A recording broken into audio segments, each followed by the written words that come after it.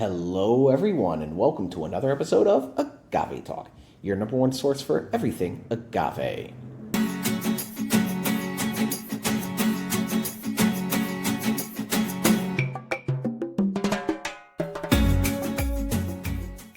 We appreciate you being here with us today. Today, we are super excited to bring you our fourth video of Month of Tapatio. Yes! If you've been following us on Instagram at Agave Talk, and if you subscribe to us here, you know the month of August had 5 weekends. Tapatio has 5 expressions, so this one brand we've been reviewing all month, and right now we are bringing you a huge fan favorite, but also one that many people have never tried before. Why? You don't really see this out that often in compared to just like the regular Blanco, Reposado, or other expressions. This Tapatio 110 being 110 proof. Yes, this bottle right here is clocking in at 55% alcohol. Of course, coming out of NOM 1139, this stark black label. We got our, dancers right on the front.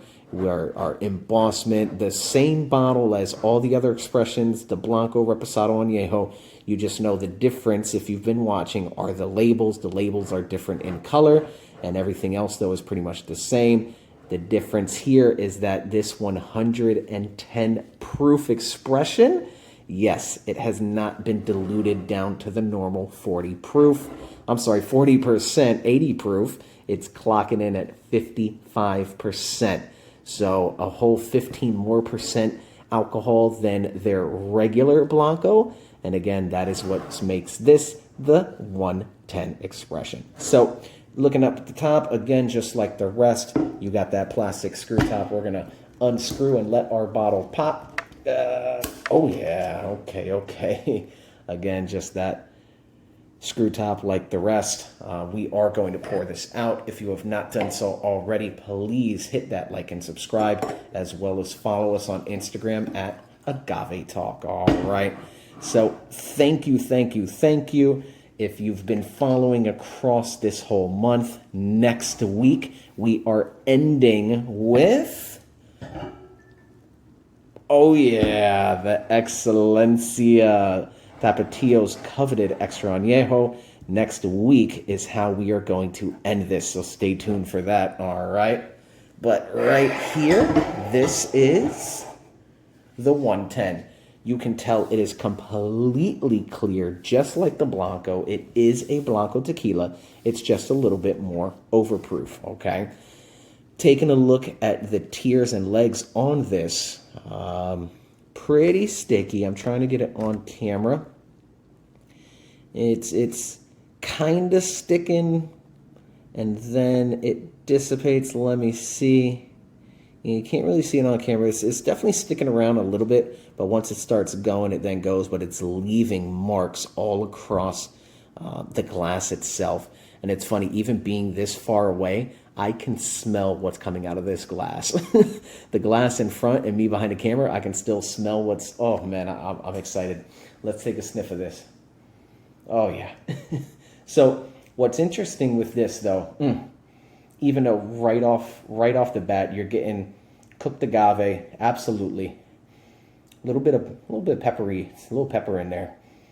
What's unique about this, though, and it actually might turn some people off, is that there is a pretty decent amount of alcohol on the smell, all right?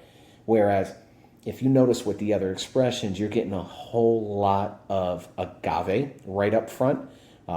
This, even though the agave is the dominant flavor, I'm even getting a little anise in there. Alcohol, you're definitely getting a little alcohol, and again, it's 55%. But there are some other overproofs where you don't really get that huge alcohol smell on the nose. But here, that was definitely something. As soon as I put it to my nose, I'm definitely smelling agave, some of that black pepper, but also the alcohol. Let me swirl it up a little bit.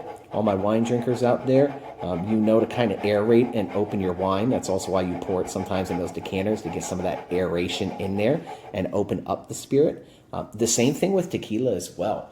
All I like to do is right down here from the bottom, just kind of shake it around, stir it around, do that for about 20-30 seconds. And again, we did just pour this out from the bottle. So it is going to take a minute to open up. And whenever we do a tasting, we like to do that. But again, we shared and showed that we were going to be opening these up right from the bottle, pouring it out and giving you our thoughts right then and there, instead of pouring it out first. And, you know, maybe some of you guys think, oh, no, he smelled it before, he tasted it before. No, we're doing this right live with you all. So just letting this aerate a little bit will get some of that alcohol off, because it could be off-putting to some people, all right? Coming back in, yeah, it's definitely mellowed out, kind of, but because I am smelling a little bit more agave, but I am getting that alcohol still. It's kind of buttery.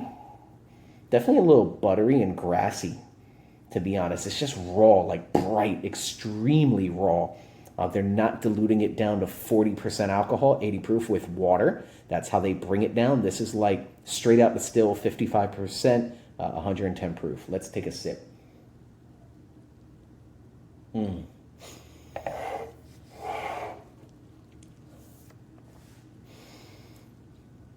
Oh, yeah. That is fiery in a good way, all right? So if you watched the Reposado video, just not a fan of Reposados in general, and even the Tapatio Reposado was extremely fiery, like fireball in your mouth fire. This has some of that fire, but it's not as intense, and it's complementary. The Reposado wasn't really enjoying that fire taste.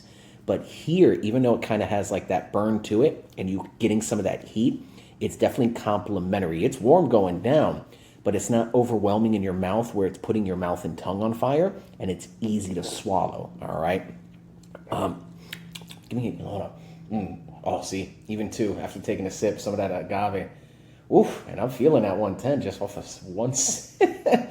You can definitely feel that going down. Let me take another sip.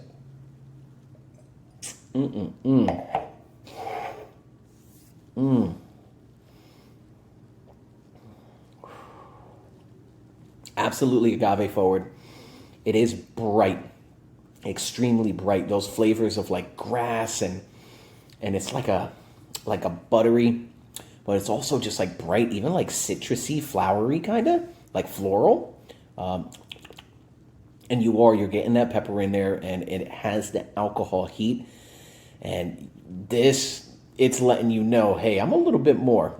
I'm a little something special. This is definitely over 80 proof, and it's letting you know that. But it's doing it in such a nice complimentary way that absolutely, definitely digging this overproof Blanco right here. If you are a fan of overproof spirits, consider grabbing this. Would love to hear what you think down in the comments below. If you've ever had it as well, please let us know. Taking this last sip.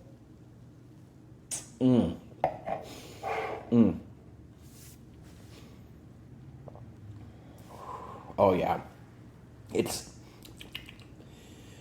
so unique. It's definitely agave forward. I'm loving it, and it kind of has like an anise licoricey kind of flavor. Not overwhelming. It's definitely there. Personally, not a huge fan of anise at all. Not a fan of licorice, a lot of aguardientes, things like that. This has it subtly, and it's not overwhelming, but it is in there. So be careful if you don't like that taste. But this is definitely drinkable to us. Agave, absolutely, and it's just a lot of balances of just like buttery, earthy, minerally kind of flavors. Very raw and straightforward.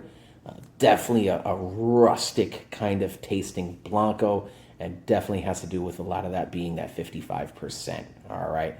So that's our take. We appreciate you being here with us. If you have not done so already, please hit that like and subscribe, as well as follow us on Instagram at Agave Talk. All right. Take care, everybody. Thanks.